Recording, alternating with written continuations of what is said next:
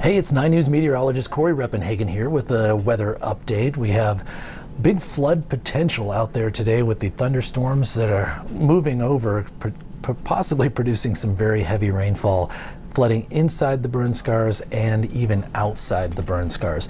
Let's take a look at some of the telemetry here. We have the flood watch that's in place for much of the eastern half of Colorado, and that does include the Denver metro area and parts of the Front Range mountains and foothills. You see we do have a flash flood warning already in place. You can see it up there in Larimer County. That is in the Cameron Peak burn scar. The storms today could produce 1 to 3 inches of rain per hour. So that is heavy enough to flood outside of the burn scars. We're talking about flash flooding. So not river flooding, but the water going from the thunderstorm to the river is what we're worried about here. All the rain making its way towards the rivers, creating flash flooding. And that could happen anywhere in that shaded area is a high probability, but can also happen outside of that just with a little less probability. But really, these thunderstorms all across Colorado today can have that potential to create flash flooding. Here's the radar picture across the state. You can see scattered showers across the state right now, mainly in the high country, and some of those are very heavy, especially down in southwest Colorado. But the thunderstorm that's creating the flash flood warning is not too heavy, but it is in the burn scar. It's in the Cameron Peak burn scar, and so there's less rain required in the burn scar to produce a flash flood warning, because that ground is still healing, and the rain, instead of being absorbed into the ground, it still runs off of the surface at a very high rate, and so you can get flash flooding with less rain here. Let's try to take a closer look in here. Man, that is a fast loop. Let me try to slow that down for you. Actually, it's not going to, but you can see that at least it's, I think it's just refreshing every 30 minutes here, but that does show you that the rain is directly in that burn area there. So pretty good concern there, even though we haven't had major problems with the burn area over the last year. But there are areas of that burn scar that burn so hot that it is going to take 10 years to completely recover and get up to the same threshold as the rest of the ground to create a flash flood warning. So there is some concern right now for the Cameron Peak burn area with that amount of rain that's falling. There, aside from the flood risk, there's also a severe thunderstorm risk for today.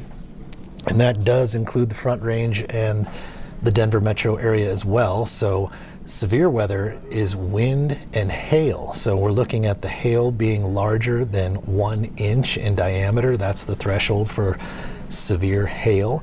And we could see some 1-inch hail in the Denver metro area, and we could see 1 inch to 2.5-inch hail out towards the eastern plains.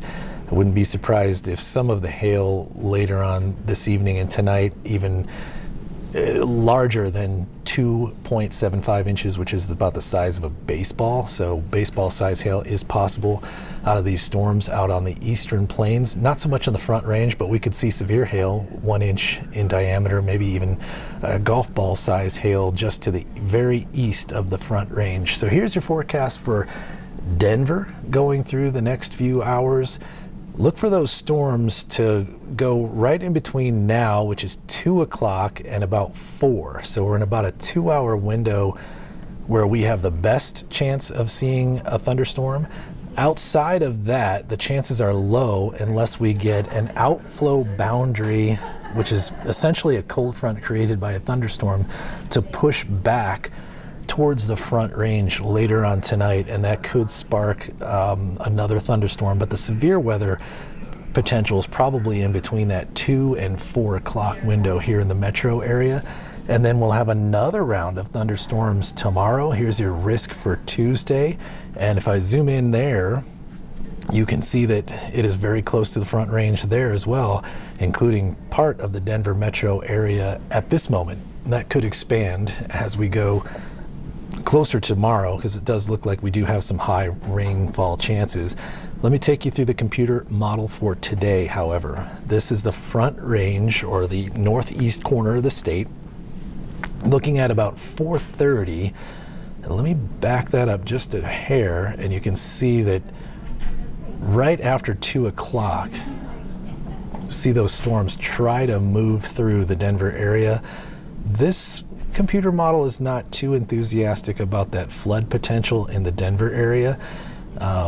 We know that the Cory burn scar has been tested a couple of times already, and so far the warnings have kind of been canceled out early because they haven't seen any debris flows that are hitting roads or hitting any sensitive areas. So at least the Cory scar has been tested. The Stone Mountain, the Stone Canyon burn area has been tested, but the Alexander Mountain burn scar has not been tested quite as much just yet. So if we have one of these thunderstorms move through that area, there will be a little bit of concern for that flash flooding. And then later on this evening, as the storms move out to the east, very good chance that we can get some severe weather out towards the east of Denver, from Lyman and towards the east, especially along the Interstate 70 East corridor. So you can see this computer forecast model really painting a concerning solution here as far as severe weather out on the eastern plains tonight, and that will likely continue on into the later parts of the evening. This, we get the end of this, goes all the way to 2 a.m. when it finally starts to settle down around midnight. And that flash flood watch it's forecast or scheduled to expire at midnight, so you can see the long-lasting potential.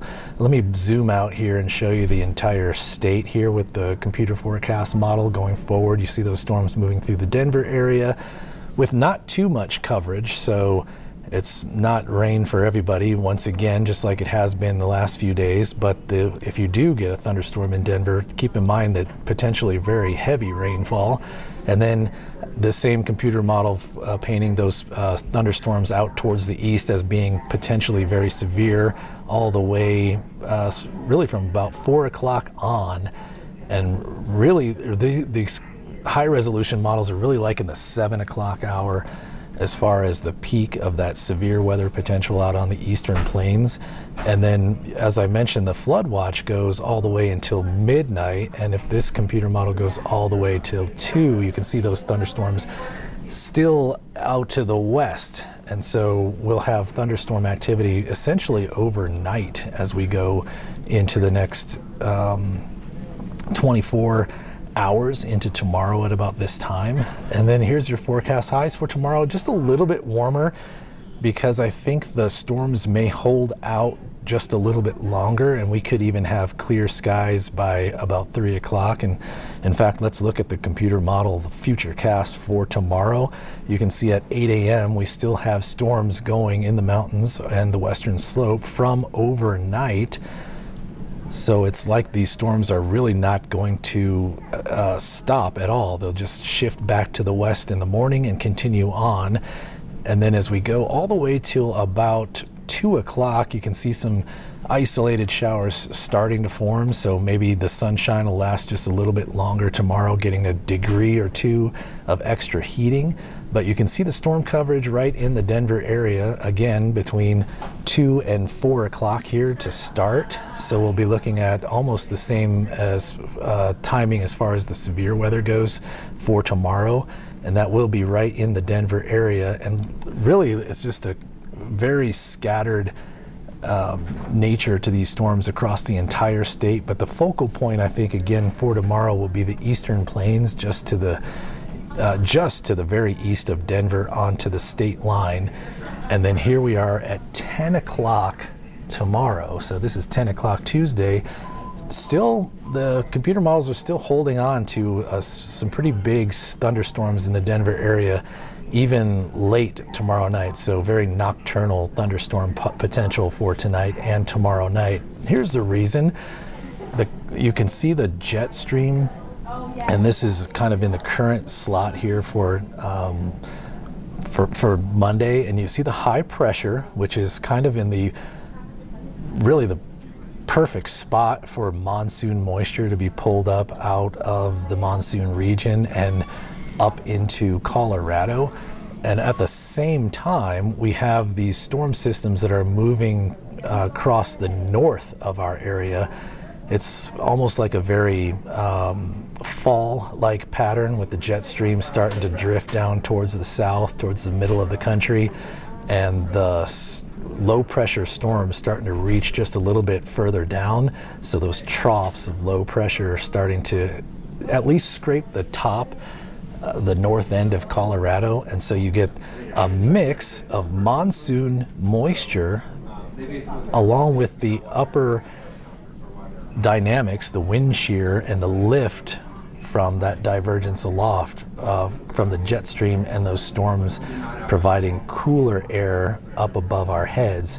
So you get a pretty unstable situation here for the next 24, 48 hours, especially in northeast Colorado. And so that is the setup and the reason that we have these flooding and severe weather concerns going forward. And here's the 7-day forecast. You can see that there's one more day, likely storms in the Denver metro area or the Front Range here on Wednesday, with scattered or to isolated coverage once again. And then Thursday, we really start to dry things out. There should be afternoon cloud cover again, with just the slightest isolated chance of a thunderstorm.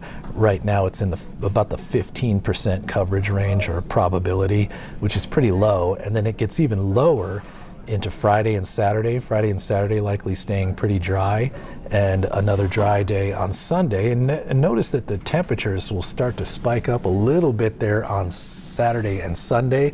So a hot weekend potentially ahead. Nothing compared to like the 15 days that we had before that, where we were in the middle to upper 90s the whole time, but at least a little bit warmer than the last 8 days have been during this monsoon surge here across Colorado. So that's your forecast. Thank you. Hopefully this helps you out with your plannings, and have a great Monday.